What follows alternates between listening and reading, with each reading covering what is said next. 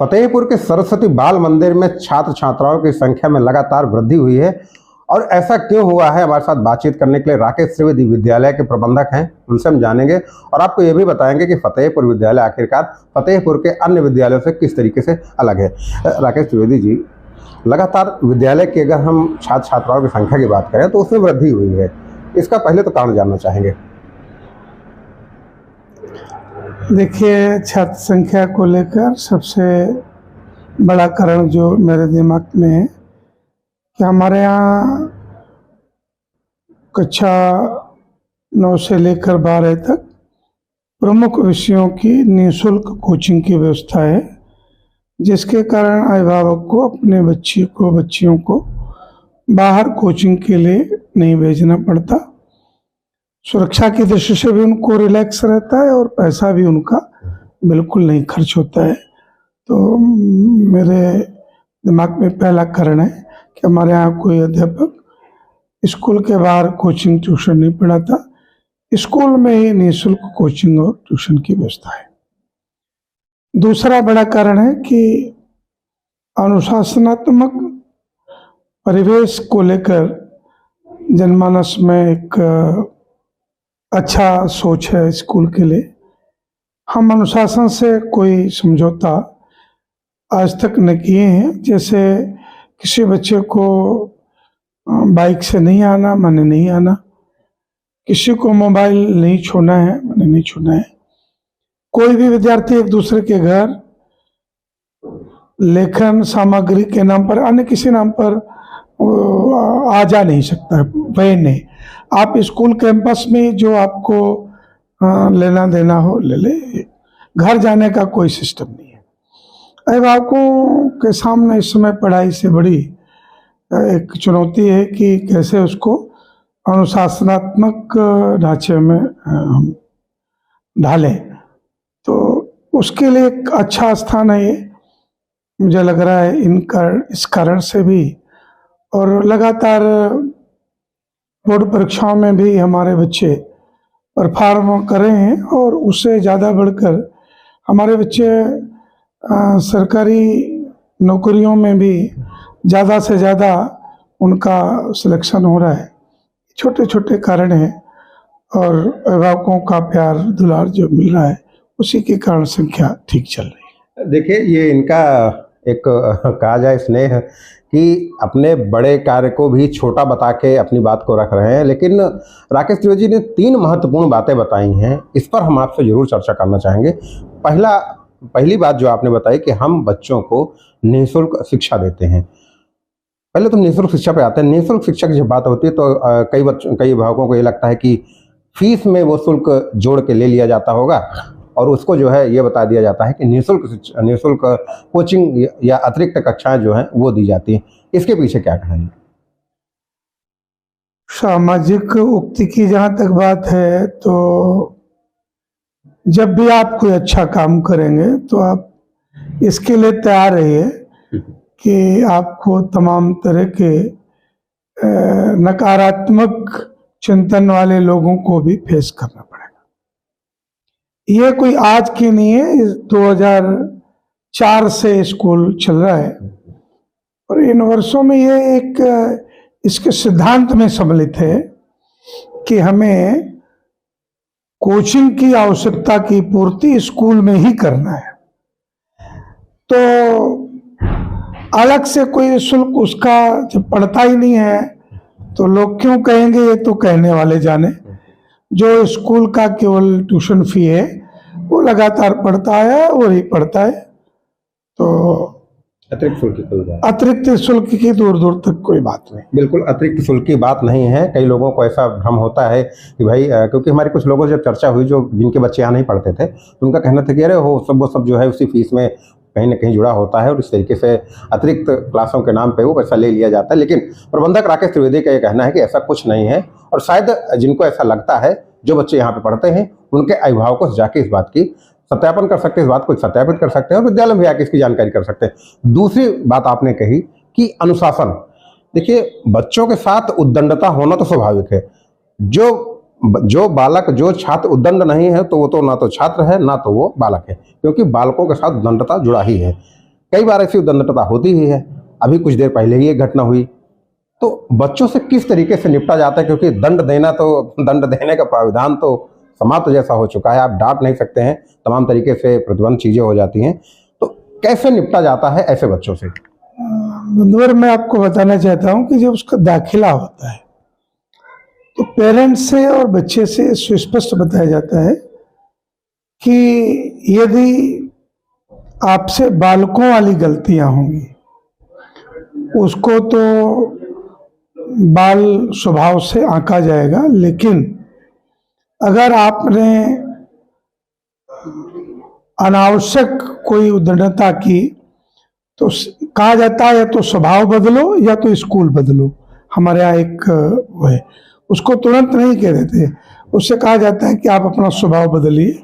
आपका स्वभाव मान लीजिए ज़्यादा बाइक से टहलने का है, तो बाइक से टहलना, आपकी उम्र 18 साल नहीं हुई है, डीएल आपका नहीं बना है, तो ये बाल उद्दंडता के अंतर्गत नहीं आता है। आप अश्लील हरकत करें, किसी लड़की को छेड़ें, किसी लड़की को गलत मैसेज करें, ये बाल उद्दंडता में नहीं आता है, ये अनुशासनहीनता में आता है और यह स्कूल को कदापि स्वीकार्य नहीं है और ना बर्दाश्त है।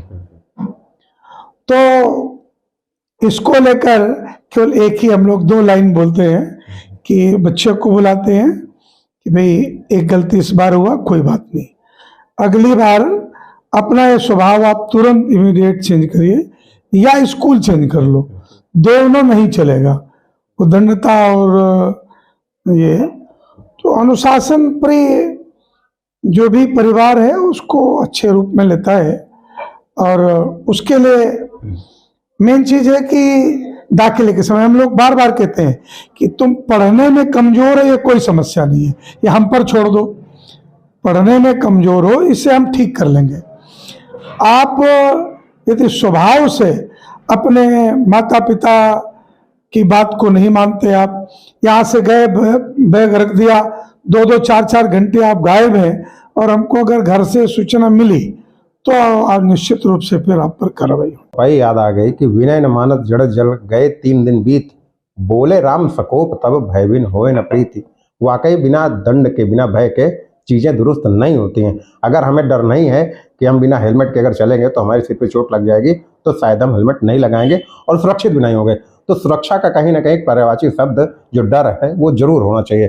तीसरा सवाल ये है कि अध्यापकों की बात आती है, बच्चों की बात आती है। आपने कहा कि हमारे यहाँ का प्रतिशत बहुत अच्छा आता है, हम रैंकिंग में बहुत अच्छी तरीके से आते हैं। मेहनत किस तरीके से होती है? सीधी बात है, आपने बताया कि बच्चों को हम ट्रेनिंग करते हैं, बच्चों को अतिरिक्त क्लासें देते हैं, माहौल बनाते हैं, निःशुल्क कक्षाएं देते हैं। अभिभावकों को क्या प्रशिक्षण दिया जाता है, वो किस तरीके से विषय से अद्यतन होते हैं? अभिभावकों से केवल एक, नहीं क्षमा चाहते हैं, अभिभावकों को नहीं, अध्यापक जो है यहाँ के अध्यापकों की बात। अध्यापकों से एक बात कहा जाता है, इनको केवल आप पढ़ाई के भय से मुक्त करो। हमारा सेंटर पिछले साल जहाँ गया हो, आप जाने का प्रयास करें, वहाँ का अध्यापक आश्चर्य में रहता था कि जैसे पेपर मिला, अब ये लिख रहे हैं, 3 घंटे तक सर ही नहीं उठा रहे। लोगों ने पूछा भाई, तो उनके अंदर सबसे पहला भय रहित उनको बताते हैं कि आप यकीन करो, केवल तुम टाइम दो, परिणाम की बोल चिंता न करो कितना प्रतिशत आएगा। आपको ये भी बता दूं कि यूपी में आ जाए या ना आवे, इसका कभी टेंशन मेरे टीचर पालता नहीं, ना मैं पालता हूं। हमें उससे कहते हैं तुम भय रहित हो जाओ, और जब भय नहीं रहेगा फिर आप पढ़ोगे तो जो मस्ती के साथ पढ़ोगे उसका रिजल्ट ही दूसरा आएगा। हम बच्चों से केवल पढ़ाई का भय दूर करने का प्रयत्न करते हैं, जिसका परिणाम है कि हमारा प्रतिशत बहुत अच्छा आता है। आपको अचरज होगा कि बिलो 80 आपको 600 विद्यार्थियों में देखने को नहीं मिलेगा। आप 500 कुछ संख्या लिए हैं, आपके पास आंकड़ा है, जब रिजल्ट निकले तो आप ये देखने मत आइएगा कि यहाँ टॉप कौन किया, ये देखने आइएगा कि सबसे लोएस्ट कौन है। तो आपको 79 से नीचे नहीं कोई मिलेगा। उसका कारण है बच्चों के अंदर से पढ़ाई का भय दूर करना। उनको हम लोग बताते हैं कि आप केवल खेलने का टाइम निश्चित करो, खूब मस्ती से खेलो, बट पढ़ने का भी टाइम निश्चित ही करो। आप खेलने का निश्चित करो, खेलने का 4 घंटा कर लो, पढ़ाई का 1.5 घंटा कर लो, लेकिन जब पढ़ो तब दिमाग से खेलो नहीं। फिर पढ़ो तो पूरी दुनिया किताब में हो, जब खेलने जाओ तो पूरी दुनिया मैदान में हो। ये सूत्र काफी, और मैं अध्यापक से भी कहता हूं कि इनको आप ये इनको ये नहीं, जैसा आप देख रहे हैं कोटा में कहीं जो बच्चे हमारे सुसाइड कर रहे हैं, आप समझ रहे हैं वो उसका कारण है। वो इसलिए सुसाइड कर रहे हैं कि आपने अनावश्यक अपेक्षाओं से उनको लाद रखा है। नहीं नहीं, तुमको 94% लाना है, तुमको इतने परसेंट लाना है। क्यों भाई, ये कौन सी बात है? आपके घर में 4 बच्चे हैं और 4 ही सेम IAS नहीं हो सकते, अलग अलग है।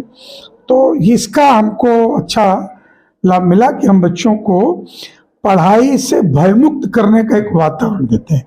आप आइए, अभी जब एग्जाम का टाइम हो, यहाँ काउंसलिंग हम लोग पूरे जनवरी से शुरू करते हैं, और एक ही बात कहते हैं क्वेश्चन देकर कि आप देखो कैसे अच्छा लिख दिया आपने, इसलिए अच्छा लिख दिया कि आप भयभीत नहीं हो, और अभी डर के लिखो, जो आता है आप लिख ही नहीं पाओगे। तो हम बच्चों को भयमुक्त वातावरण देकर अच्छी रैंकिंग पाने में सफल हो रहे हैं। अच्छा, एक चीज़ और भी आती है कि अभी चर्चा जो चल रही थी कि विद्यालय में समानता देखने को मिला है कि छात्रों को जागरूक करने की जब बात आती है, हम झाड़ू लेके सड़क पे तो उतर जाते हैं, हम झाड़ू लेके रेलवे स्टेशन पे उतर जाते हैं, हम झाड़ू लेके गली कूचे मोहल्ले नाली वाली सब हम साफ करके रख देते हैं। लेकिन जब बात आती है विद्यालय की, विद्यालय में साफ सफाई का वो माहौल, छात्र छात्राओं को जागरूक करने का वो प्रयास नहीं हो पाता है। इसके पीछे क्या कारण आप मानते हैं? निरर्थक ईगोनेस। हमको लगता है कि ये छोटा काम कर लेंगे तो हम छोटे हो जाएंगे। ये बात भी आपको बताना चाहता हूँ, ये पढ़ाई का मैटर तो अलग हो गया। हम लोग अपने बच्चों से ये बताते हैं कि जब तक तुम स्वस्थ नहीं हो तो शिक्षित हो ही नहीं सकते, और जब तक स्वच्छता तुम्हारी प्राथमिकता में नहीं है तब तक तुम स्वस्थ नहीं हो सकते। तो हम स्वस्थता से शिक्षा तक उसको पूरा लादने का प्रयास करते हैं, उसको बताते हैं कि स्वावलंबी बनो, हम लोग स्वावलंबन का, और इसको करके दिखाओ। स्कूल आदि में हम लोग इसलिए नहीं कराते कि अभिभावक निरर्थक कोई प्रश्नवाचक चिन्ह न लगाए, इसलिए यहाँ तो हम प्राय कर्मचारियों से काम लेते हैं।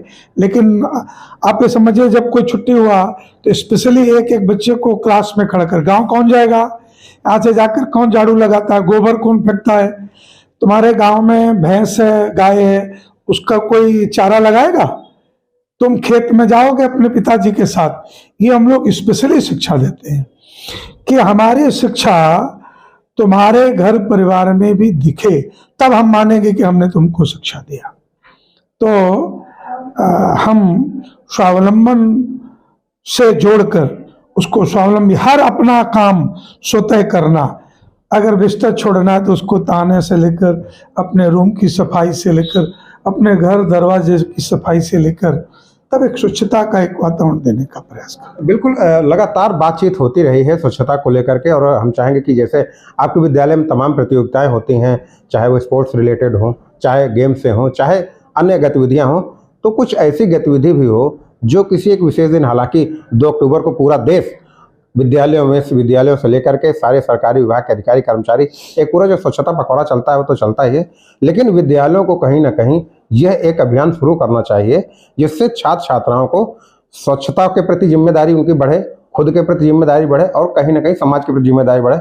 अभी शायद इस बारे में आपको भी जानकारी होगी, जापान एक ऐसा देश है जहां पर छात्र छात्राओं को साफ सफाई की शिक्षा, सबसे पहली शिक्षा उनको विद्यालय से दी जाती है। तो क्या इस तरीके के आयोजन को लेकर के कोई चीजें चल रही दिमाग में, ऐसा कुछ? निश्चित रूप से आपने एक दिशा दिया है, आपके चिन्ह के माध्यम से एक दिशा मिली है, तो इस पर यद्यपि स्वच्छता निरीक्षण हमारे यहाँ मंडे को होता है, पूछा जाता है संडे में आपने घर में क्या काम किया, किस अपना जो टाइम आपने बिताया, वो रविवार का अवकाश किस लिए दिया था, आपने अपना अलमारी साफ किया, कमरा साफ किया, क्या किया। तो हम लोग मंडे को उसका नाखून बाल चेक करके और घरेलू गतिविधियों के बारे में पूछते हैं।